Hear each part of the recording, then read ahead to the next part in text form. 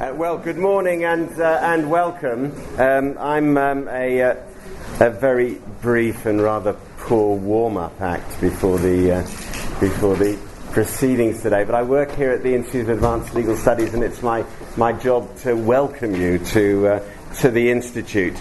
It does strike me very clearly that when I learned my undergraduate constitutional law at the feet of Professor John Griffiths and Professor Stanley De Smith in another place, we were told that constitutions were rather exotic things. Constitutions were something that we gave to everybody else. Constitutions looked, my God, rather like the European Convention to Human Rights that we hadn't even signed up to, but we managed to give to a large number of those, leaving the club of the Commonwealth. So constitutions were something that you only gave to or got if you were a Johnny-come-lately like the United States of America or other places, and you had to have been revolting before you got a constitution. Of course, we were told that we weren't completely without one, just that the British Constitution was always, well, a bit dicey. and if we did have a constitution, well, actually it was just everything that was in the law library, all the statutes and all the and all the judicial cases. That was our constitution. So it may not surprise you that in between the years 1966 and 2010, only once did the W.G. Hart Legal Workshop here at the Institute address the issue of constitutional law, and that was in 1979 under Professor A.W. Bradley. Only once in that period. Now, the W.G. Hart is funded by somebody called W.G. Hart, no relation to the legal philosopher, in fact not even, I think, a lawyer, but who gave money for legal things at the university. And the workshop occurs every year, sort of 2.5 days, and the decision about which subject matter is taken by the advisory council. And the chair of our advisory council is also the chair of the first session, Lord Hope of Craighead, and we're very pleased to welcome him here today. Of course, things are very different now. I mean, if you go to the Constitution Finder, which is the University of Richmond, Virginia Law School's attempt to assist everyone around constitutions, and you look up the United Kingdom, you will see that we have no less than 3 constitutions. You may know that they are the Scotland Act of 1998, the Government of Wales Act of 1998, and the Northern Ireland Act of 1998. And of course there is our own very dear Human Rights Act as well. So things are different, and there are questions which should be posed to you. I'd like to thank you for coming to the workshop. It's not quite, well, it's a bit longer than a World Cup football match, but not quite as long as Wimbledon, but certainly as exciting. Lots of thanks to Martin and Dawn and Helen and Kostas for all their part of the organising, and to Belinda for really doing all of the incredible organising that she manages to do. So the 2 big questions in your deliberations to think about in the next 2.5 days is first of all, by the time you've finished, will there be a British Constitution? And of course, will there still be a Brit at Wimbledon? Thank you very much, and over to Lord Hope to introduce our first speaker.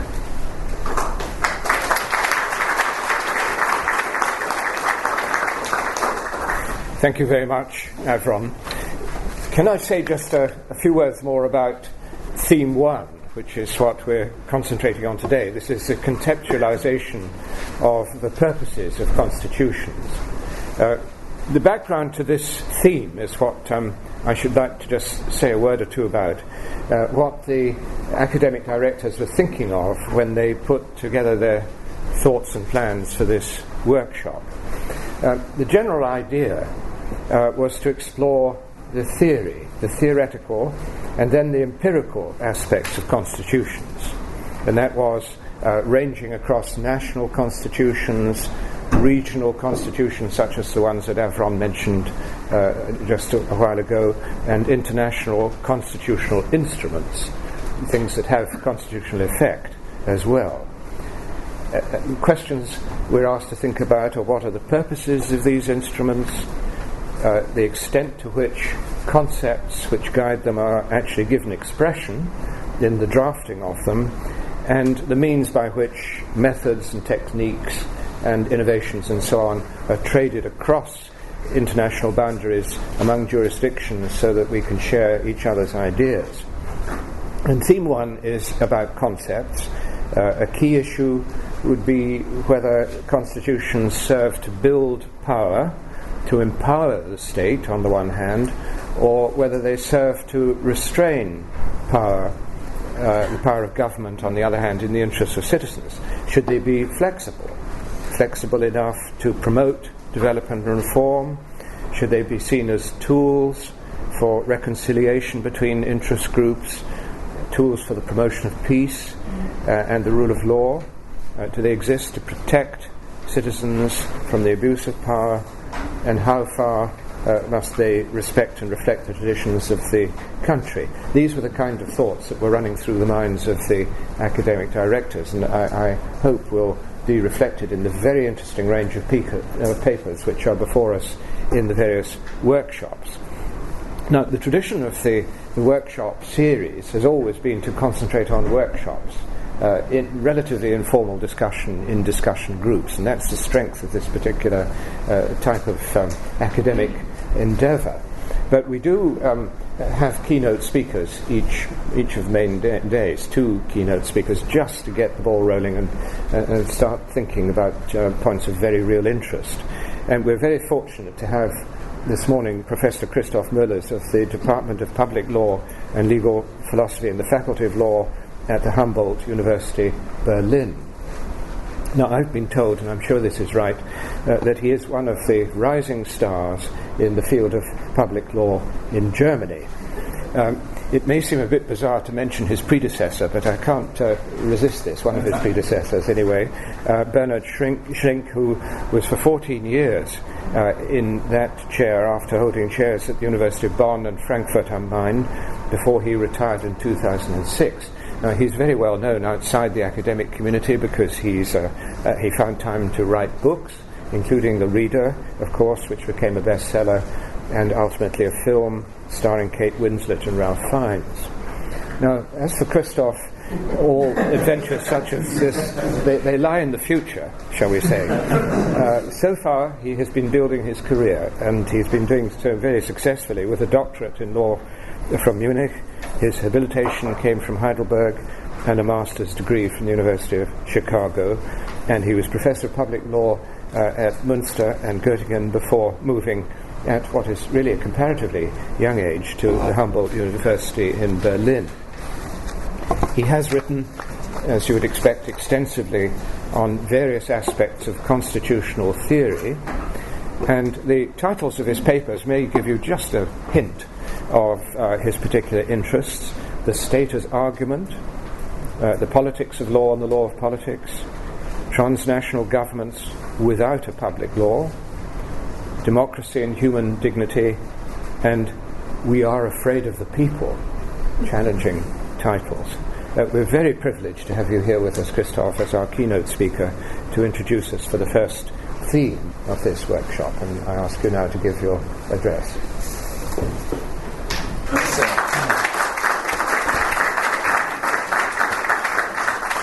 Yeah, thank you. Thank you very much for the kind introduction. And you speak up because there's bad acoustics. I have a very loud voice. If you can't hear me, I can't help.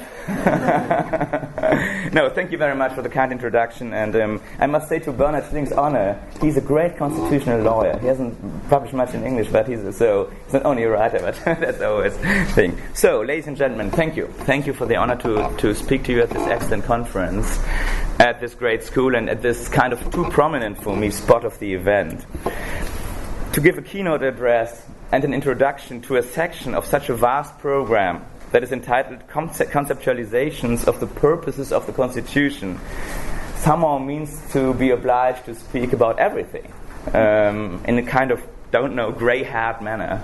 And I'm afraid that's what I'm going to do. So let me start with an observation by the German philosopher Hans Blumenberg, great interpreter of the history of philosophy, and you might know him as constitutional theorist, to be mentioned as one of the central critics, intellectual critics of Carl Schmitt's concept of political theology. Blumenberg is translated into English. He wrote a great book about the legitimacy of modern times, which is very, very important, I think, for democratic theory too. And was the first, in a way, to take on the idea of political theology. But in a little and, I think, little-known fragment, late fragment of the year 1988, Blumenberg remarked that one basic form of philosophical thinking can be put in one simple phrase. It is kind of a joke, but it is a serious joke. In one simple phrase that would read in German, dieses ist in Wirklichkeit nur jenes. Or in English, this is really only that. So, for Blumenberg, I will refer to that phrase in the following as Blumenberg's scheme. And philosophical thinking, Blumenberg assumes, takes in many cases just this form, the form of a substitution of placeholders. Now, even if it is obvious that Blumenberg does not want to reduce the whole history of philosophical thinking to this scheme, perhaps he wants, but I don't think so, even if his observation probably contains an element of mockery, and in particular mockery with regard to some philosophers like Heidegger, for example, it is on the other hand quite clear that Blumenberg is not entirely critical of this form. So there's a double ambiguity in his claim that all philosophy could be reduced to this is really only that. And this double ambiguity is one ambiguity between the acceptance of its necessity, so in a certain way we cannot escape from that kind of scheme on the one hand, and the dissatisfaction with the scheme on the other hand. So we have one ambiguity with regard to saying, well, we cannot escape that kind of scheme, but we cannot be satisfied with it either. And there's a second, even deeper ambiguity about the contents of the scheme itself. Because if this is really that, does that really mean that it is not this at the same time? We want to keep this double ambiguity, which may seem to you quite obscure at this moment, and we want to keep it in mind when we now turn to matters of constitutionalism. Obviously, we as a congregation of constitutional lawyers and constitutional theorists probably have had some encounters with the Blumenberg scheme, willy-nilly. So, constitutional law is really only politics or form or substance or fragmentation or unity. Much of contemporary jurisprudence has this form. And I think it would be entirely wrong, again, to deny that arguments of this form might help to understand how constitutional law works. The fact that we are not able to describe legal mechanisms only by reference to its own premises. This fact, or that in Blumenberg words, that the law is not just the law, but something else. This fact seems to me a necessary lesson of jurisprudential modernity. I think that's something we have somehow learned within 20th century or late 19th century jurisprudence, and we cannot escape it somehow. And this seems especially true with regard to constitutions and constitutionalism. So the idea of an autonomous law with its own autonomous rationality has always been much less plausible for public law than for private law. The discipline of constitutional law especially has steadily entertained much closer contacts to other disciplines, to history or to political theory or to philosophy, much closer relationships than private law successors of the Roman law tradition. Or in other words, with whatever constitutional law and constitutionalism means, always seems to be law and something else than law at the same time. Somehow seems to reverse Bloomberg's scheme. But what do we do with this rather general insight? The insight that we also somehow participate in what I call Bloomberg's scheme. So my proposition for my talk today would be that we should keep the ambiguities of Bloomberg's approach, and that we should apply to some of the concepts we tend to identify constitutional law with, in order to add a little bit more complexity to our account of constitution and constitutionalism by adding a certain sense for contradiction, ambiguity and ambivalence to our own concepts. Or, put it differently, in order to escape the simplicity of Bloomberg's scheme, we should look for the equivocations that it delivers. We should not try to avoid the ambiguities or to make them invisible, but to give them a positive twist that might teach us something about constitutional phenomena and the way we describe them by doing constitutional theory. One quite primitive move to do that, and that is the primitive move I will do the next 25-30 minutes. One quite primitive move to do that would be to include in our scheme not only one reference to what constitutionalism really is, but two references: a notion and its juxtaposition, its counter-concept. Let me exemplify this because it might be still rather obscure. I want to exemplify this rather abstract approach now by four notions that seem to be relevant for the contemporary constitutional discourse. The idea will be to confront them with their respective counter-concepts in order to get a sense for my underlying conjecture that we must take the ambiguities of our concepts seriously in order to get a fuller and richer idea of different phenomena of constitutionalism. And my first notion would be obviously law and politics. Law, politics.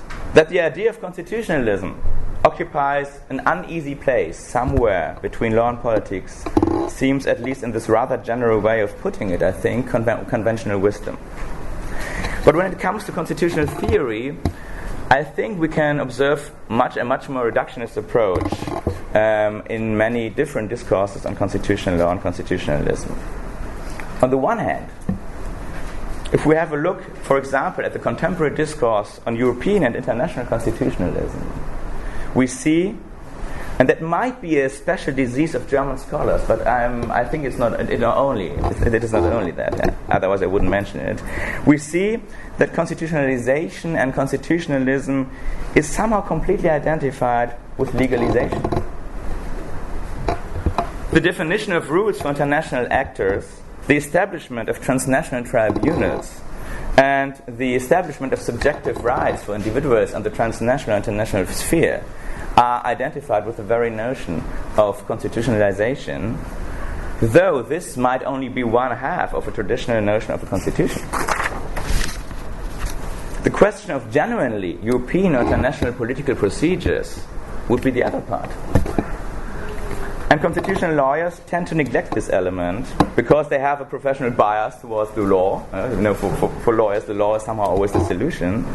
And obviously because it is hard for them to assess by any reference to their own methodology, and for example, the political character of the decision-making procedures within the European Parliament, or comparative developments, perhaps in the Security Council of the United Nations, somewhere else. So, constitutional law here is only law, is really only law. But we can obviously also observe a counterexample. For example, the critique of the United States Supreme Court. Sometimes in US-American constitutionalism tends to reduce constitutional law to politics. And it is obviously not really easy to understand the functioning of a court by reference to legal standards if this court decides politically relevant decisions by split votes in kind of particularly in factions somehow. And we saw that latest event we saw yesterday when they ruled on the Second Amendment again by a 4-5 decision, which was in a way completely, if you can say, politicized. But I think it does not stop. That does not seem to be helpful to stop here with the analysis and to give all of constitutional law in a way just back to somewhere else, the political process, and to Congress, as some American constitutionalists like Larry Kramer or Mark Tushnet proposed in recent years. Because I think at a closer look one might see that this form of politicization is a product of the law as well. It is obviously a product of the way the Constitution designs the creation of justices. It is obviously a product of the way in which the law creates partisan political polarities, especially by the electoral system. It is obviously a product by the adversarial way in which the law is generally done in the context in the United States. And it might even be a product of a kind of a self-fulfilling prophecy of legal realism that has been teaching us the politicization of the law now for quite a while. And in a way has, with good reasons, criticized or even destructed legal formalism to such an extent that there might be nothing else left. But if this is the case, we could not think of this as an undialectical reduction just from law to politics. So, which lesson could we draw from that? Well, I think first of all that there is no zero-sum game between law and politics. Politics can be the somewhat mysterious informal background of law. It may be that in some contexts, but in many cases legal procedures create political contexts. And in many cases this works in a much messier way than example given in the Habermasian theory. It remains a dialectical process. And that means, secondly, constitutional lawyers have to go beyond either the denial of politics, which seems to be inclination in the context of European international constitutionalism, or, on the other hand, an existential account of what politics is, that takes politics to be the mysterious rest between the lines of the law, which we cannot talk about when we talk about the formal structure, and which cannot be somehow induced and then transformed by legal procedures themselves. This is a methodological challenge too, and that would be my third point, because even if it does not require interdisciplinarity in the strictest sense, it asks for a look at institutions we are not used to in a certain way. We are not used to beyond questions, a look at institutions beyond political institutions, beyond questions of legality and illegality. Let me take a second distinction, the distinction between substance and procedure. Carl Schmitt famously, infamously defined the Constitution as a positive basic decision of a basic political will of a people. Basic decision of political will of a people. This is the classical modern form of substantial constitutionalism. And this concept of a substantial core does not look too attractive to us today. And even if we forget about the authoritarian and even racist implications Schmitt connected with his own concept. But on the other hand, one might wonder if he was at least right for some analytical reasons. So, if there is a phenomenon of constitutional substantialism, not as in Schmitt as something like a necessary element of constitutionalism, there is no constitution with a substantial core. We wouldn't believe that, we wouldn't buy into that.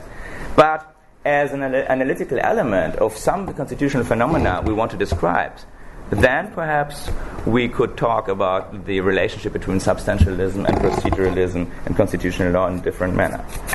Let me just mention some cases which could give us examples for that. When the European Court of Justice holds in a recent decision that the public announcement of a private enterprise that it will not hire foreigners as salesmen because the customers don't want foreigners as salesmen, that this public announcement is not protecting by freedom of speech. We may understand this as a part of a broad and pretty consistent case law in which non-discrimination for the reason of national origin is indeed the core of the EU law, and not only binding the public authority of the member states, but even binding the individual freedom of private participants who just express their opinion or just give some information, in this kind of ugly information in this case, but some information to the public. When the Indian Supreme Court, without any explicit basis, invents the notion of the basic structure of the Indian Constitution to strike down constitutional amendments during the time of emergency, or when the German Federal Constitutional Court, in its Lisbon decision, tries not only to give an interpretation of what is actually the explicit core, written core of the German Constitution, but even more, to define the future institutional path of European integration by including rules that even bind the German pouvoir constituant, so that even bind the very powers that made this constitution and made this court. well, then we see substantialism at work. So why is that interesting for our question? Well, I think firstly it shows that it may make sense to talk about substance, not in an affirmative, obviously not in an affirmative, but in an analytical way as a diagnosis of constitutional practice in different national and supranational constitutional orders. But secondly, and that would be the central point to my argument, we can only understand this use of substance when we refer to a specific procedure, to constitutional reviews, to courts. This Schmidt could not think that there is no constitutional substantialism without a specific procedure, but I think this would be one result we could at least draw to say, while in constitutional theory we cannot see this kind of basic political decision somewhere, this is a metaphysical notion basically. What we see at work is a kind of substantialization of constitutional law by the very fact that a judicial review or constitutional review is established. Let me come to a third distinction, which may sound even more odder to you than the other ones, which is not as usual in the constitutional discourse as the two other I've already mentioned. This is the distinction between new or innovative legal institutions on the one hand and old or traditional ones on the other. It seems to me that one of the main cornerstones of innovative constitutional theory is bad historiography. Discourses on governance, on global administrative law, on new public management are regularly filled with claims to novelty. A claim that is not purely historical, but more or less explicitly normative. The new is the future and the past is over. Governance is the future and government is the past. These claims raise at least two questions, obviously. There's obviously the first question, that is the historical accuracy of this theory. So is that true historically? I think we cannot really answer that because we're not historians, but we can at least be a little bit suspicious. But more necessarily, the second question is on the relevance of the historical novelty for the constitutional discourse. So even if it were new, what would that mean in normative terms with regard to the question if we endorse this kind of institution or are critical of this kind of institution? One of the central subtexts, I think, of these discussions about constitutionalism, especially about constitutionalism beyond the state, concerns the validity of methodological nationalism. And the dilemma, I think, is easily described. Concepts like democracy, public administration, and constitution itself are theoretically independent from the state. We can think about them, we can talk about them without the state, on the one hand. But on the other hand, we have only very few experiences with them outside of the state. These concepts are somehow practically co-original with statehood. So there might be a point in abandoning them with regard to the internationalization of the legal orders. And this is indeed the discourse we can observe.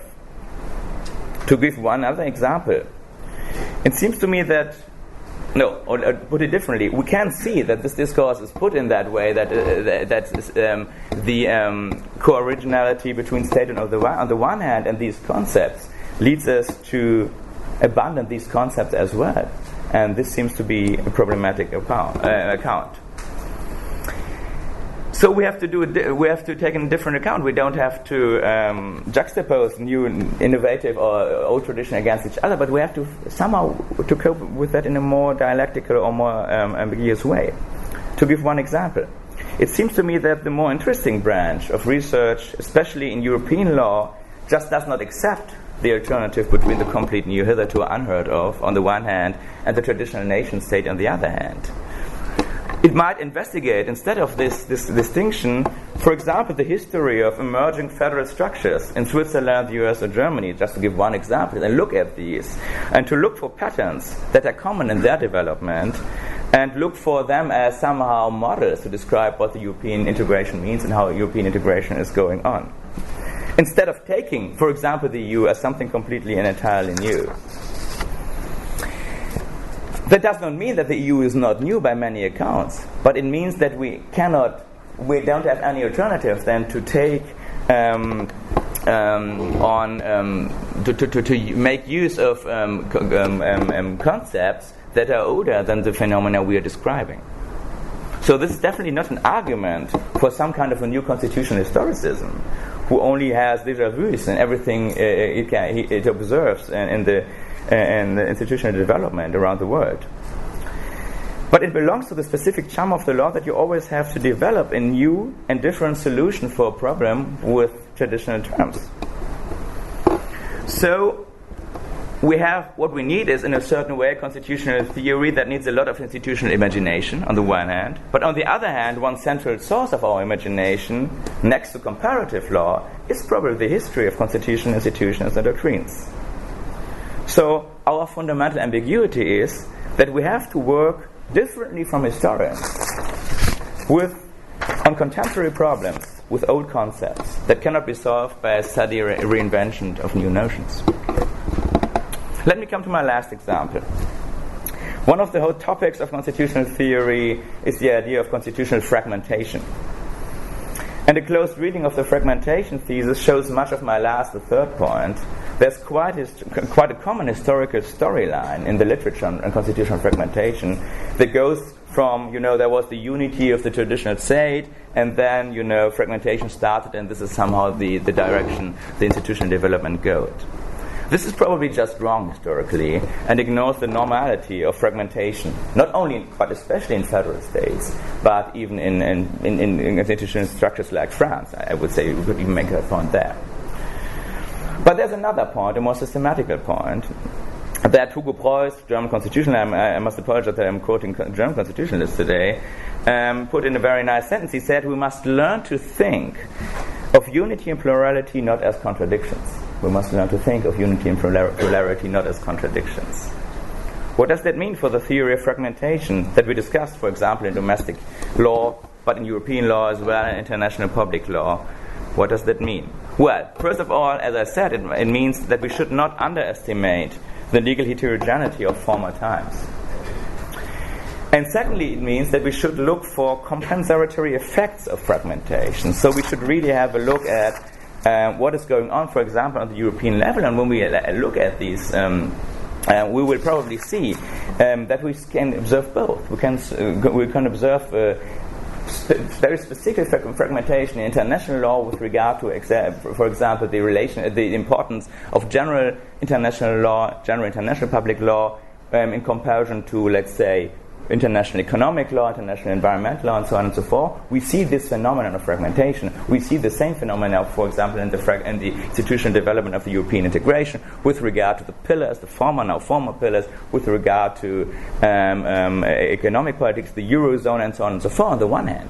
But on the other hand, we must admit that the internationalization and especially the Europeanization of domestic legal orders functions as well as a great defragmentator, as an instrument in a way to, for good or for bad, but to homogenize legal orders. So there is obviously a dialectic in that, and there's a second dialectic you can observe with regard, for example, to international public law. But I would give a parochial example. We could probably observe with regard to German constitutional law too. And this dialectic might be that the more practically important a certain legal order becomes. So, for example, the more relevant international law becomes for international relations, which is perhaps a development we can observe after World War II and especially after 1989. And the more relevant constitutional law becomes in Germany for the whole of the legal order, and in Germany is a special case because in Germany constitutional law is kind of ubiquitous. It's a real problem because it's everywhere. Everything is constitutionalized in Germany.